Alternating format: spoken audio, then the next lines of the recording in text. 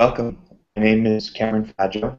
I am a project lead and project faculty here at Google, and I'm pleased to have with me this morning or this afternoon, depending on the part of the world, Chinma Uche. Chinma is a mathematics and computer science teacher at the Greater Hartford Academy of Mathematics and Science. She is currently the president of the Connecticut Chapter of the Computer Science Teachers Association and a member of the Computer Science Advocacy Leadership Team. Chinma is committed to the mission of the CSTA, which includes bringing computational thinking to all K-12 students. This commitment translates into exploring tools that can make computational thinking easily accessible to K-12 teachers and students, and advocating for computer science education within and outside of the state of Connecticut. Chinma is a co-PI of Mobile CSP, a CE21 project using mobile learning to teach CS principles in Connecticut schools. And today's presentation, Chinma is going to be talking about the new upcoming MOOC. And so I'll let Chinma take it from here. Welcome, Chinma. Okay, hello, and welcome to this session of Google Hangout on Air, titled Using Mobile Technology to Teach Computer Science Principles. As you've been told, my name is Chinma Uche. I am a co-PI of the Mobile CSP project, and I'm a high school teacher in Connecticut, Hartford. I have been an official computer science principles instructor for the last 3 years with the College Board. So I have been through the development of the computer science principles curriculum, and I will just give you an overview of our project, our Mobile CSP. Hey, Chinma, I have a quick question before you get started. Yeah. Can you tell people what you mean when you say you're a CS principles teacher? Maybe some of our attendees aren't familiar with the idea of CS principles. CS Principles is the new AP Computer Science course that's been developed by the College Board, and I have been an instructor since from the beginning. So it's still under development, but it will be an AP course in 2017. So as we develop it, we make changes, and those changes are reflected in our curriculum, which I'm going to go over with you today. But the original funding of the Mobile CSP project was given to us by the National Science Foundation as a CE21 project. The funding was to introduce computer science principles to Connecticut high schools. We discovered that most schools in our state don't teach computer science. Not only do they not teach computer science, with the introduction of the new CS principles, it was difficult to convince administrators to introduce it to their school. So we needed something that would help us make computer science accessible to all students, especially all college-bound students. So we applied to the National Science Foundation and got this grant, and which is a 3-year grant, and last year was our first year. And it was very successful. So because of the success, there was more demand for the curriculum, and an application was made to Google CS4HS to help us put this course online so we could give access to more teachers, and which is why we have this. So we now have the same curriculum which has been successful in Connecticut being taught online, so all teachers can access it. And thanks to Google CS4HS, and the course will start on July 7th. So we hope that you'll be a part of this course. The course is focused on the Mobile CS, the Computer Science Principles project has 7 big ideas.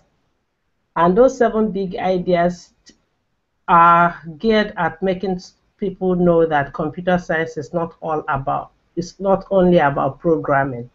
While programming is an important part of computer science, there are other aspects of computer science which students need to be aware of. So the mobile CSP curriculum addresses all the 7 big ideas, but for the programming component, we use App Inventor.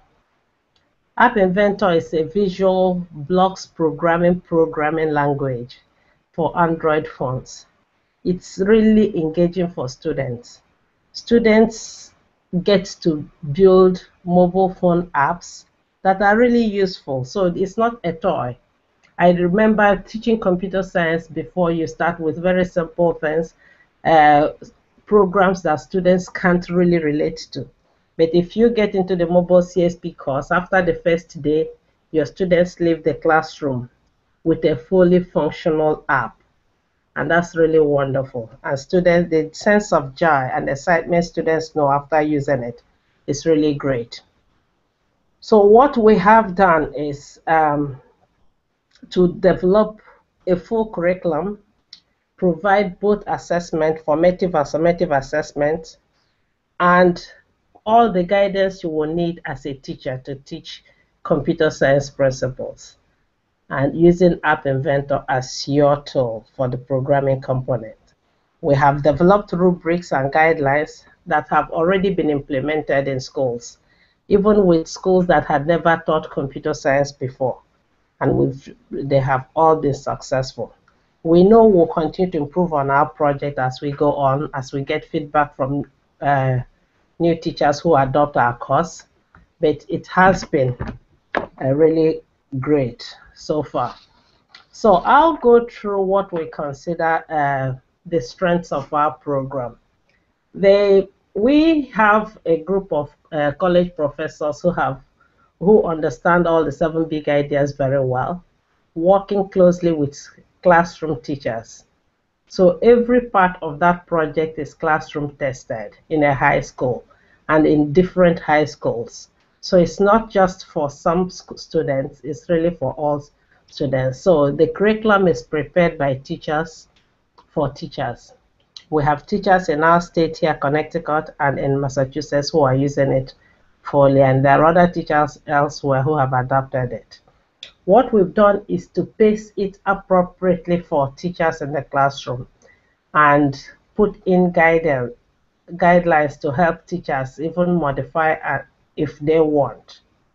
There are 6 units in the course, and it's for 6 weeks because both our online and face-to-face course takes place over 6 weeks. So it's 1 unit per week. All lesson plans are there, all assessments, all pedagogy. And also we have this emphasis on making sure that underrepresented groups, such as women and minorities, are really looked for. I think the structure of the program, because of the tool we use, App Inventor, is such that everybody gets involved. So the whole curriculum is geared about supporting all students. And on both the face-to-face course and the online course is structured in such a way that there is always support for the classroom teacher. If you choose to do the online course, there you have access to your course instructors, and you have also access to mentor teachers who can help you. Each lesson has a text version where you can just download the text and look through it in paper version, in PDF, or there are videos that go with it, and the videos give you an idea about what to do. We have tried in all cases to try to demonstrate the use of the apps, but however, we don't want the curriculum, but we don't want to unduly influence teachers and what they do in the classroom, because you're going to judge your classroom and use appropriate tools for your class. The online version was really sponsored by Professor Morelli of Trinity College, who is actually the co-PI of the mobile CSP project. He is an effective leader and effective teacher. So he has played a significant role in the project. There is also Jen Rosato from the College of Scholastica. Jen ran an online program last year using App Inventor, which was very successful. It's her model of professional development that we're using to put the mobile CSE project online. And we have the benefit of having Professor Dev Walber, who has done significant work with App Inventor. Most of the initial work done with App Inventor, at least the ones I used, were really developed by him. If you registered before June 15, there was room for you to get continuing education credit, and which I think some teachers will benefit from, or graduate credit. The course website I have put up there. It's a Google site.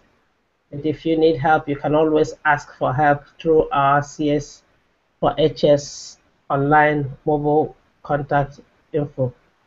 I think that's where I will stop now, while acknowledging Google CS for HS and NSF for the grant, because without the grant, we wouldn't be able to put up this course and have access to this formal meeting and discussion of a wonderful project. I will stop here and take your questions and see what you, yeah. Wonderful. Thank you. Thank you for the introduction, Chinma. Thank you for a great overview of what this is going to be and these different pieces. A couple of things that I was thinking about, and I'm sure some of our viewers are interested in hearing a little bit more about. The course itself is mobile CSP, but I think a lot of people, maybe they have a mobile device and they want to do mobile learning. Is this a class on how to use a mobile device, or is it a class on how to program a device? It's a class on the introduction of computer science principles. That's the 7 big ideas of computer science, which includes creativity, because we believe that computer science is a very creative subject. So it's not just about use of a tool, but you can program your mobile. The programming part of our course deals with writing mobile phone apps that are useful. So our students write applications that can be used in the society. Depends on their interest. What the CS Principles is about is letting students know that they can be creative, they can develop useful artifacts, they can also be able to analyze data. Our world is run by huge amounts of data, so the CS Principles project is more than programming. It's not an applications course at all. However, we use tools, we apply tools in our data analysis. There is also in CS Principles the impact of computer science, how computer science is changing our world. Our students need to know that their world is being affected by computer science, and if they know it, how can they contribute to this changing world and be useful partners in that project. Another big idea is the internet. We know we use the internet. The internet makes it possible for us to have this conversation. But how does it function? What are the underpinnings of the internet? What makes it possible for us to have this conversation? Our students need to be aware of it, because they are going to develop the technology of the future. And that's what the CS Principles is all about: data, creativity, abstraction. Being able to think about beyond the practical, the day-to-day. How can I generalize this? How can I use this knowledge? I see this pattern often. How can I make this pattern to use it to do something else and produce something other people can use? So CS Principle is more than an application course. It's more than a programming course. It's actually about, I consider it about life. One professor said this is the course he would have always wanted to teach. So I find this course exciting for myself. I learn a lot on a daily basis because our world is changing at a very rapid rate. So we can't be static. Our students' lives are not static. We need to get them to be part of creators of technology, and that's where we are. Wonderful. Thank you. It's exciting because there's so many neat things that are in this course, and you know, if I'm a high school teacher, I really want to have my students using more technology. Right? They come in and they may have an iPad or an Android tablet or some sort of a phone. Maybe it's a Samsung phone or an iPhone.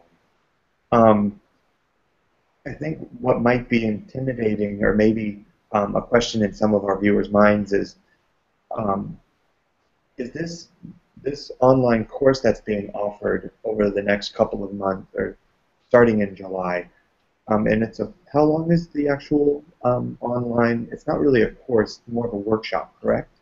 Yeah, the online course is a 6-week course, and that's what we had last year. We had the face-to-face version of the online course last year for 6 weeks. We led teachers through. Professor Morelli and I had piloted this course in 2011, 2012. So we prepared a curriculum based on that and taught it last year to teachers. And some of those teachers had never taught computer science before. They didn't believe they could teach it. We had some social science teachers and really diverse background. And the question is, how do we get them to believe they could teach it? And we worked with them for 6 weeks, and they went back to their schools and taught that course, and it was successful. We actually had a showcase at the end of the year where they brought their students to show their work, and they were really impressed with how much they had learned, and some of them were able to go to conferences and present their experiences. So it's really an engaging and it's there's work, but anything that's so really good for you, it also requires you to put in some time and do some work. And if you put in those 6 weeks and learn with us and work with us, you get enriched as a person, and you get tools you can use in the classroom.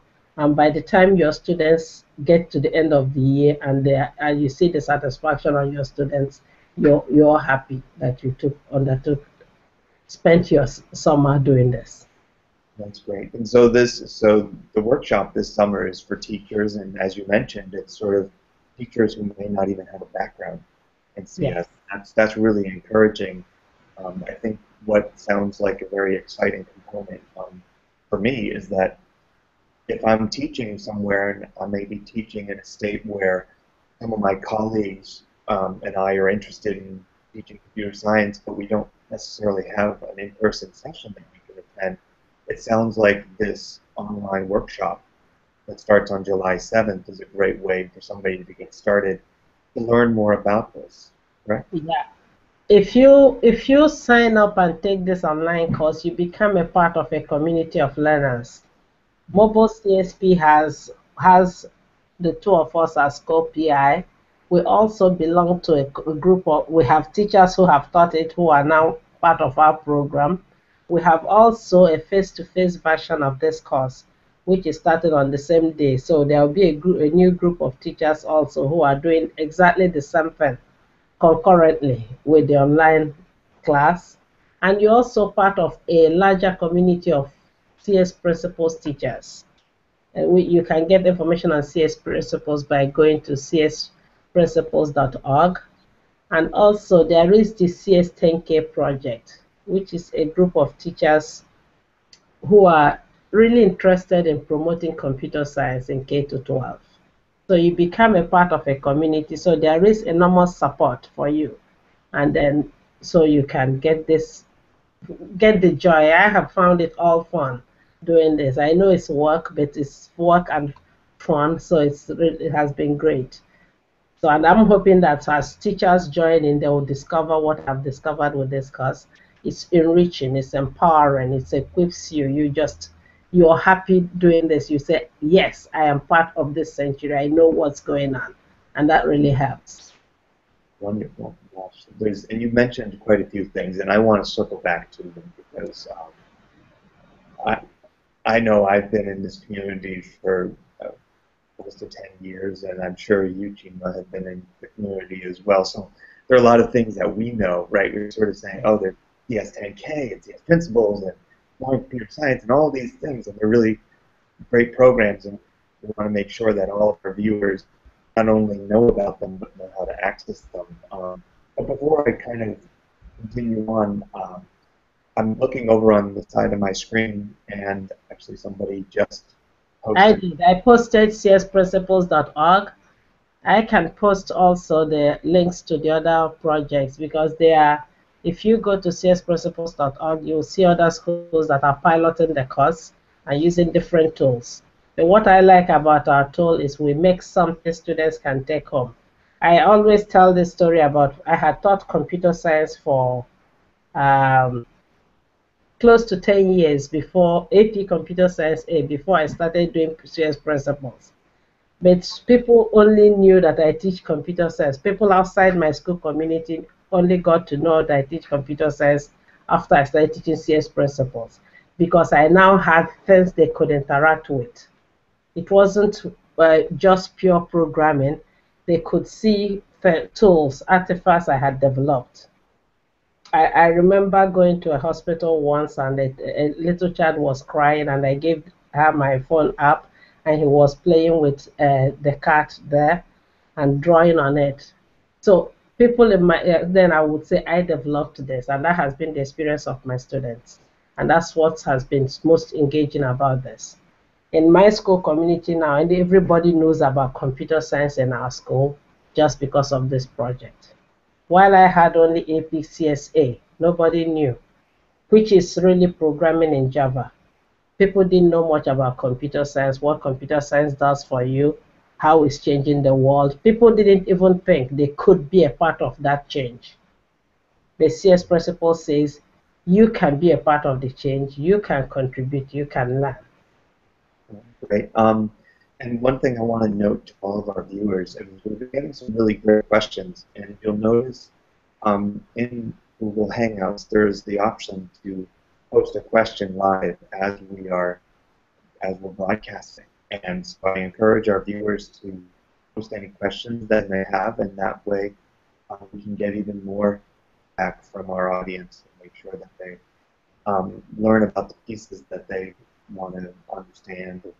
Make sure that we provide clarity so that somebody who can take this, they can participate in this MOOC. And actually, we didn't even say what a MOOC is. It's a massively open online course. So that's what that acronym means. But what does that mean for you as a participant? It means that you're, as you noted, you're joining a community of learners, and everybody works collectively toward understanding whatever the course or workshop is covering. In this case, it's about the CS Principles workshop, or it's actually about the CS Principles course, and how you would, as a teacher. So this is a workshop for teachers about teaching a course that they would potentially teach at their school the next year. So just feel free to post those questions. I want to circle back though. Earlier I had mentioned that people kind of get excited and get involved, and people have these different devices. Is the Mobile CS Principles course something where I can teach my students how to develop for a particular platform? You know, are there iPhones, Android phones? Is there a particular platform for this?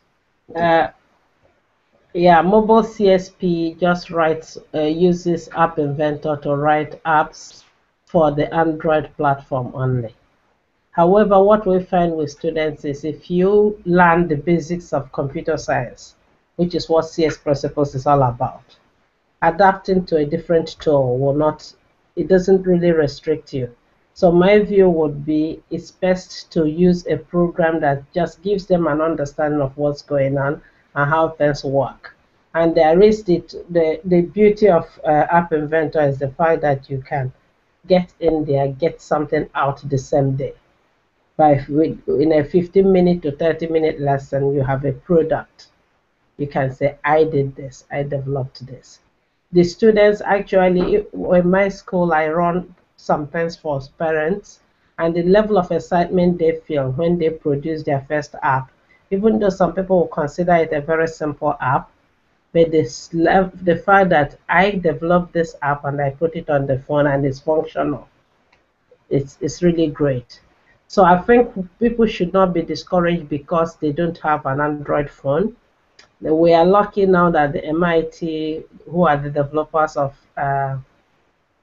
App Inventor, have what's called an emulator. The emulator allows you to test your app on the phone virtually. However, there are limits to what the emulator can do because you can't move it, you can't shake it. But outside that, it's really an effective tool too. So it doesn't stop you because you don't have a phone. But if you had a phone, it would be a lot better. That's great. That's great. It's good to hear because I know that when I was in my classroom, and I know this from my conversations with teachers, is that there are a lot of places where you're just not allowed to bring in a cell phone into the classroom. And you say, this sounds great. I have computers, I have kids who have cell phones, they really want to do this, but if I'm trying to put them on a phone, how can I also get them to develop on a phone? Knowing that there's a simulator within App Inventor is really important. And I think one thing I wanted to mention to our audience is that earlier you mentioned that App Inventor is a block-based programming language, and a block-based language means that you're writing statements, writing programs with blocks of code that are really equivalent to statements that someone might type on a keyboard. So it's something that's used quite a bit in different classrooms, and it's really important for our audience to know that when you're doing something like App Inventor, there's another programming language called Scratch. Those are both block-based languages. Yeah. That makes it accessible. And so one thing that is why, just as I mentioned earlier, I encourage the audience to ask questions.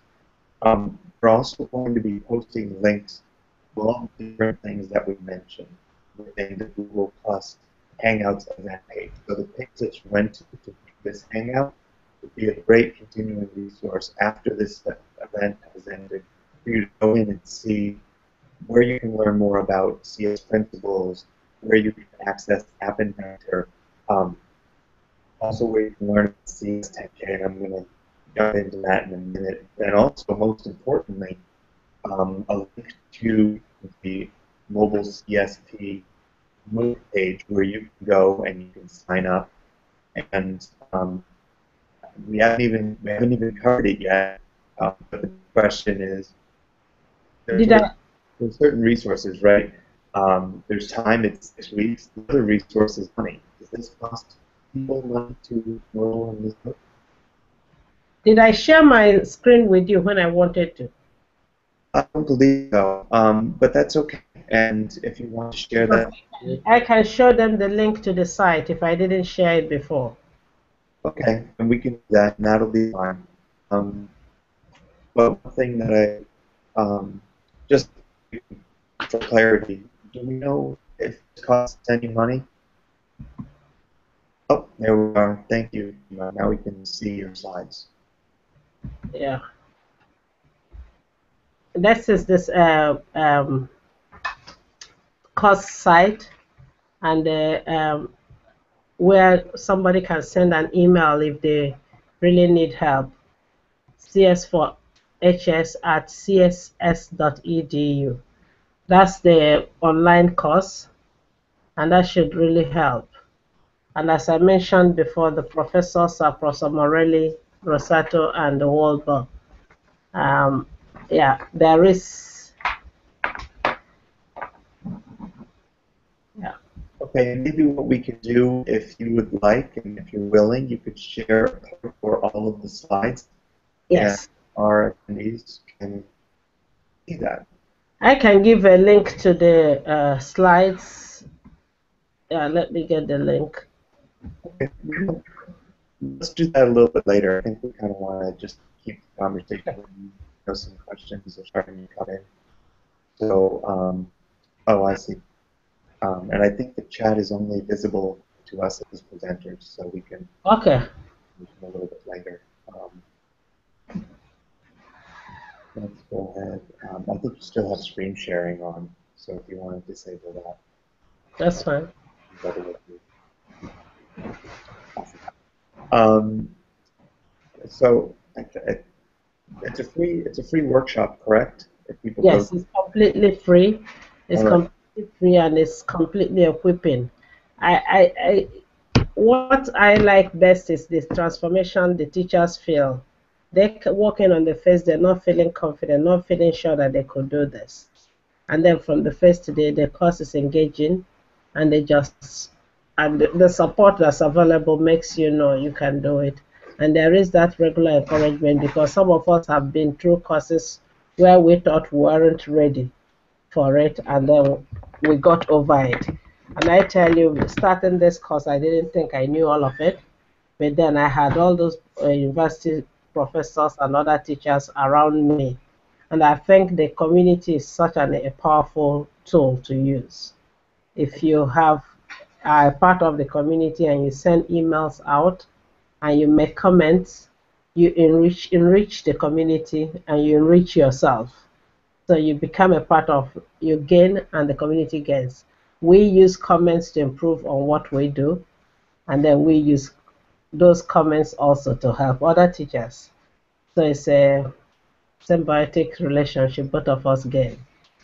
So it sounds to me as though if I'm a teacher and I'm interested in doing this, I can participate in this online this MOOC, and I can join the workshop that starts on July 7th, and then once I do that, I sort of join this community, and Yes. it's sort of a virtual community. It sounds like in Connecticut there's a physical community, but I Yes. think it also sounds to me, and I've heard this from other teachers, is that you can build your own community, right? So you can do this in your own hometown if you and another teacher or another couple of teachers from different districts or different regions wanted to get together, either physically or virtually.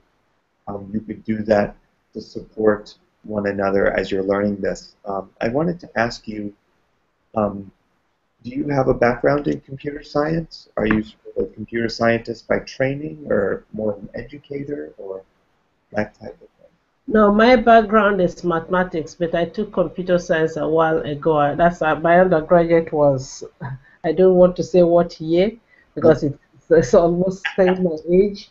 But effectively, I didn't have any background in object-oriented programming or computer science as it is now. So it was totally new to me.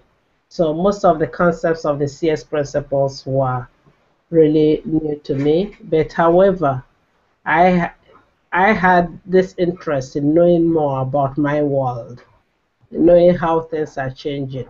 What are the factors? There are things you see, you say, how are these things made?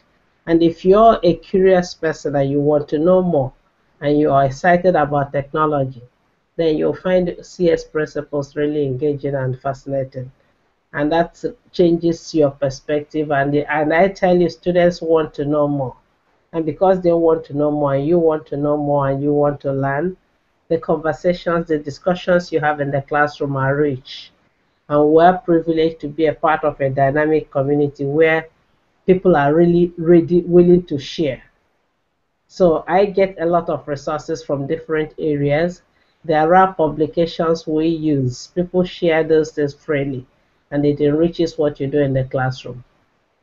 Right. And I think what's really telling is that as teachers, we love to learn, right? We have this passion for learning and passion for getting, just sort of digging in deep. And sometimes um, that's really sort of the beauty, right? So we talk about this idea of how this is really cool or exciting.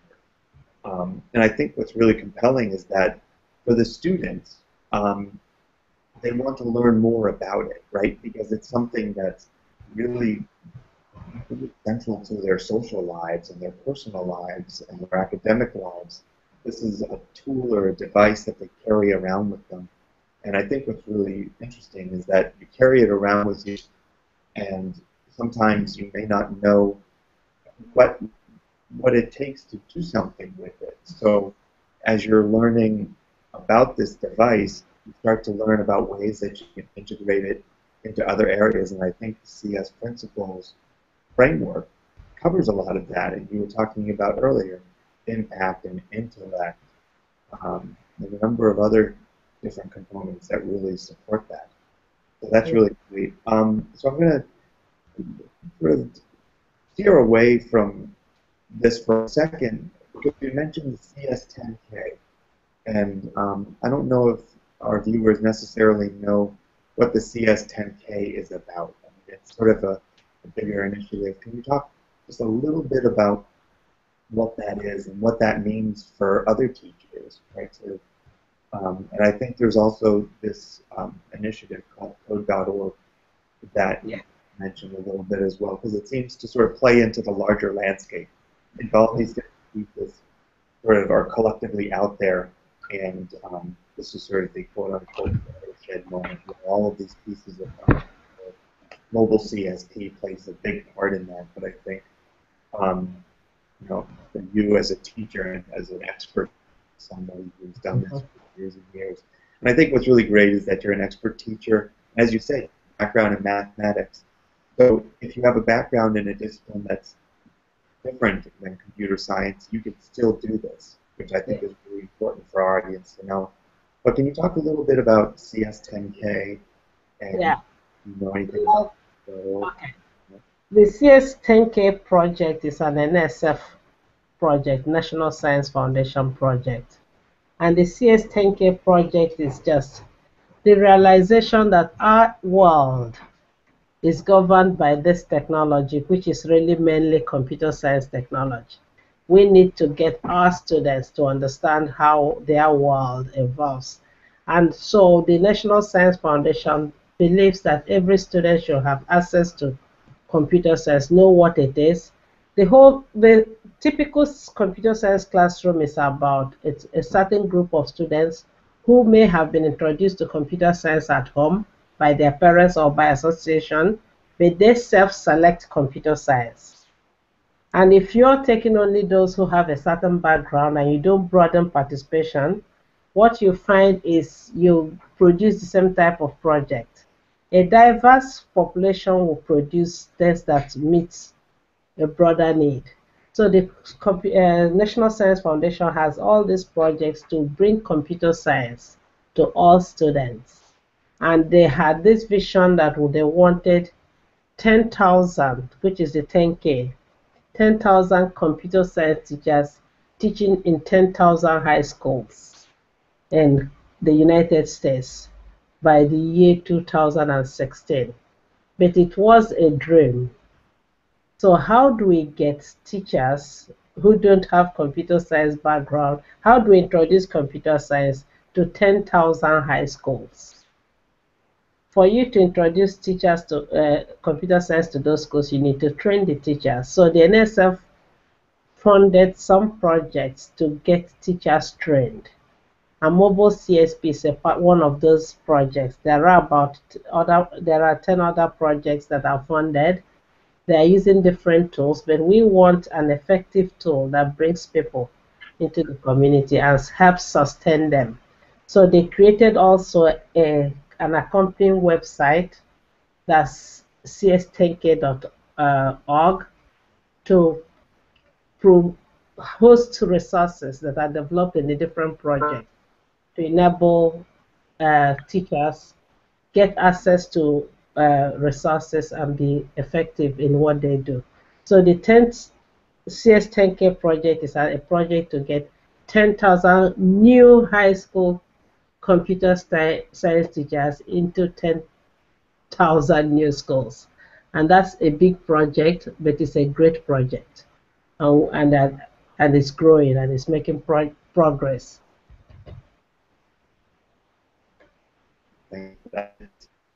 Yeah. So did you want me to talk about code.org? Yeah, code.org is a big one. I know here at Google, very about the Made with Code program that we just launched, and if you're too familiar with that, we can talk a little bit later about what that is. Code.org is a non-profit organization that's funded that she just shares the vision. You see, I've been a part of CSTA since about 2004, and we have this vision that where we are in the world, every student, we owe it to our students to give them access to computer science, to make them effective in this generation. You know, there are so many people talking about 21st century skills, and those 21st century skills are really captured in computer science. Computer science is such a rich subject that's applicable to all fields of endeavors. So if you're in this field or the other field, you need it. And so what code.org has done is a nonprofit organization that's out there to help support that initiative. So they've created beautiful learning tools that people can use to explore computer science a bit. And now they've started producing curriculum that can be used. So more importantly, if you've never seen any of the code.org resources, just go to code.org and do code.org and do /learn, LERN, and that will give you some of their resources, and code.org/LEARN. That will give you a good set of tools that you can look at. If you've never done it, you get your students to be a part of it. We actually used it for CS Ed Week. CS Ed Week to introduce schools to computer science, and students are fascinated, and a lot of students benefited from it. We hope that this year, CS Ed Week, that means the Computer Science Education Week, many more teachers will participate, and then more students will be reached. I think we all owe it, irrespective of your field of endeavor, to give this century students computer science. Let's introduce them to it. They can discover where they use it and where they don't use it, but they need to have access to it. They need to see what it can do for them and how transformative it is. Excellent. One question that just came up is we're going to be posting these resources and access to these resources. And of course, you just mentioned the Learn page on code.org. And after this hangout, we are going to be posting a number of different links to those resources. And so I just want to make note of that, so that as you're watching this, say, well, what was that piece that was mentioned? You will have access to, which is really good. A lot of resources are free. The MOOC is free, the .org materials are free. Another piece that has just been released is Made with Code program. It's something that we developed here at Google, and the program is really about igniting and exciting individuals, bringing these programs to individuals around the country and around the world. So if you have a group of young women, or if you have a young daughter, or, if you have other children or students, and you want them to see more about what it means to do coding, Made with Code is a great resource for you to access, and it sort of tells you about different things that you can do with coding. There's some great videos, there's access to some more resources as well. There's a wealth of information out there that you can access. And a couple things that I wanted to cover, I wanted to look back, because we touched on a lot of different things, but since oh, can you not hear me? It's not really clear. Oh, okay. So let me see here. Hopefully we're not losing this sort of activity. I think we're good. Wonderful. So thank you for that, Chinma. There are a couple things I wanted to cover. You mentioned that you're part of CSTA, and I think it would be great for our viewers to hear more about this. And we know you sort of covered what's going to be touched on in the workshop, but I think for a lot of teachers, they want to know what it means to get a course into their school. I mean, it's great to talk about these things, say, well, this is really cool. I love this. It's exciting. And I think it'd be great if you could talk a little bit about your experience and what that looks like. Maybe um, some other scenarios that you've heard about. But everybody's situation is different, so I think if we can kind of map out a couple of different options, that would be really beneficial.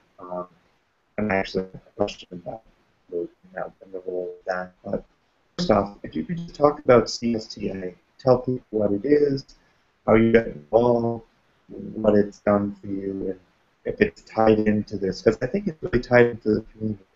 Yes.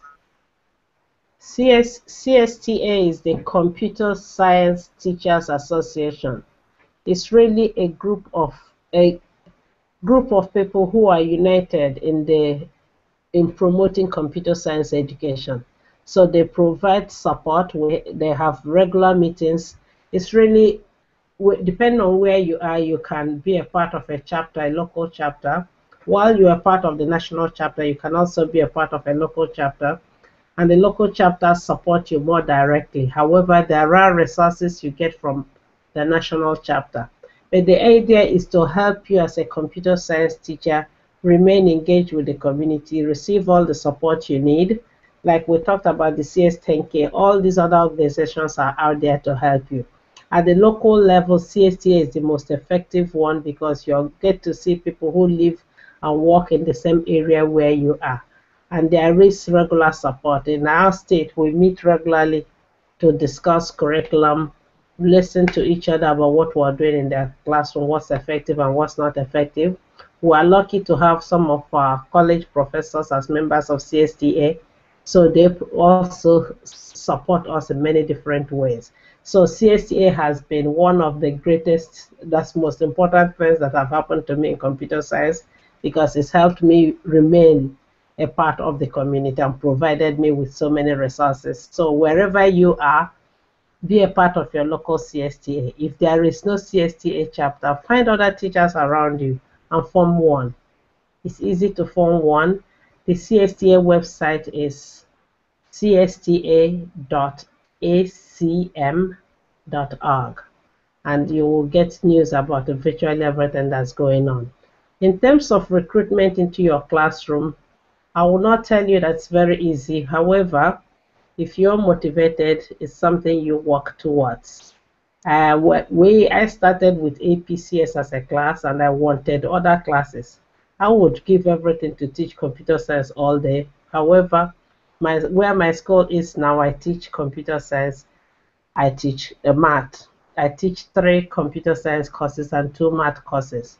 I'm looking for a day when it will be 5 computer science classes. But meanwhile, I'm happy that I no longer, I had 1 computer science format. I moved to 2 computer science format. Now I'm in 2 computer science, 3 math. Now I'm in 3 computer science, 2 math.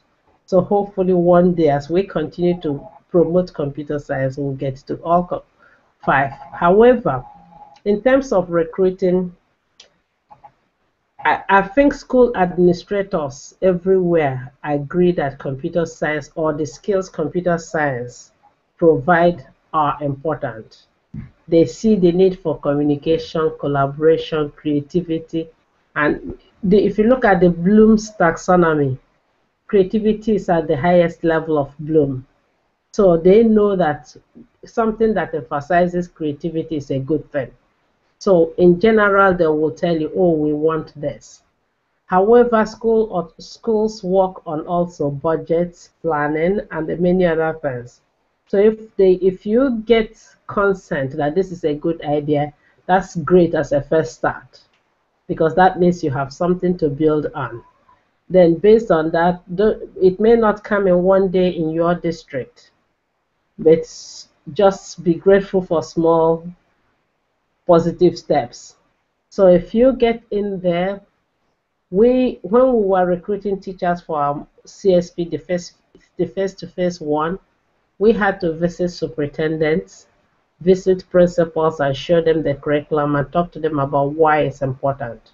And then we got buy-in, and they at times need help with how do I fit it into my instruction. which is where we come in. If you can't answer all their questions, you can draw from the community. That's because people have gone through it before. You can send out a question. This is what the difficulty I'm having. How do I handle it? There may be somebody who has gone through the same structures. So we found ourselves helping, which is why our curriculum is comprehensive. Schools did not want to go through this. So we will tell them we have a fully functional curriculum that you can use. It's really, you only need to create space in your curriculum for it. And we know it will be good. If it's not good, you can remove it after the first year. But the conviction and the testimonies we get from students who have already done it, and the samples, the artifacts we show them, what our students have produced, have made all the schools that got engaged in the first time continue to teach it. And we are now recruiting more. We had more applications that we can take in this second year because the first year was successful. And I suspect that if you introduce it into your district, more schools in your district will see the benefit and want to do it. So my view would be, if you're having difficulty introducing CS principle or getting your school to schedule CS principle, join us in December and run the hour of code. The excitement the students will bring will convince the administration that we need this. And also engage your parents, showing students snippets of what you have done. Or if you use some of the code.org resources, there are resources to help you put in some computer science in your math classroom, in your science classroom. So if you can bring those things in and they're effective and they engage the students well, that's a way working towards it. Because if schools have already drawn their curriculum for next schedule for next year, they may not want to change, but you can work for the next school year. It doesn't have to be all or nothing. So it's make baby steps, appreciate the baby steps, and continue to move forward. This is important for the students. So it's like a commitment for your students, and I think you'll find that it's also for yourself, because it will really equip you. It will transform your thinking. That's the whole thing. I think I've been changed so much by having the experience of CSP.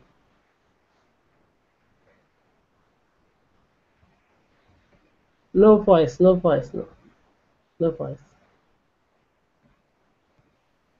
Thank you. It really is sort of a transformative experience, and definitely one for the better. So thank you, Chinma, for joining us today. I think we're just about out of time, but I wanted to thank you for sharing about mobile CSP and for sharing all of these wonderful resources and this information. I think what's really useful for our viewers is to know just how many different resources are available.